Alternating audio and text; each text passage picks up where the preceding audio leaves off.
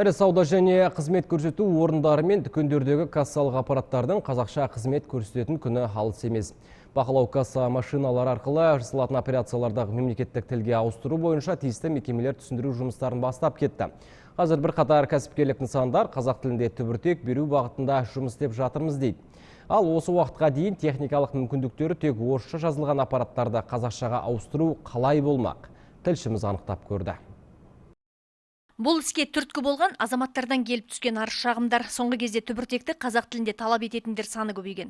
Олай болмағанда ше, біздегі сауда нүктелерін айтпағанда, банктер, әуежайлар мен қоғамдық қызмет көрсету орындарындағы асхана, дәмхана, мейрамхана, дәріхана, кинотеатр сынды нысандардың басым бөлігінде түбіртек тек орыс тілінде беріледі. Енді бұл олқылықты жоюға кірістер департаментінен бастап тілдерді дамыту басқармасына дейін кіріскен. Жамбыл облысының барлық аумақтарында бақылау кассалық машиналарының мемлекеттік тілде чек беру тәртібі туралы түсіндірме жұмыстары жүргізіліп жатыр. Бақылау кассалық аппараттың техникалық жұмыстарымен жүргізетін мамандармен кездесіп, сол бойынша жұмыстар жүргізіліп жатыр қазір. Жалпы кәсіпкерліктерден ондай не келіп жатқан жоқ, жалпы келіп жатқан жоқ.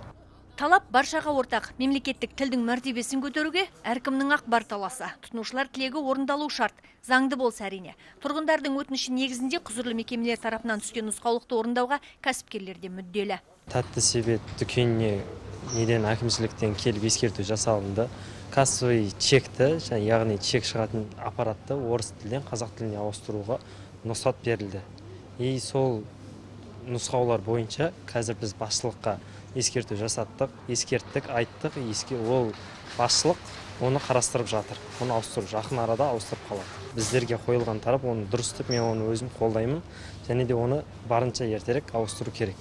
Көп наерден клиент, покупательдер наерден сұрайды, чтобы қазақша болғаны.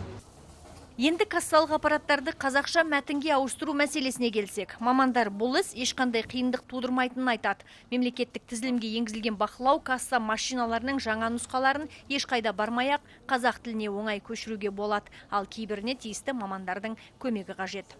Бізде қазіргі уақытта кассовый аппараттар, онлайн кассовый аппараттардың түрлері порт бар, және Меркурий бар, және Дейзи бар. Бұл кассовый аппараттарда порт маркасында тілді қазақ тіліне және орыс тіліне тұтынушылардың өздеріне ауыстыруға болады. Ондай функциясы бар.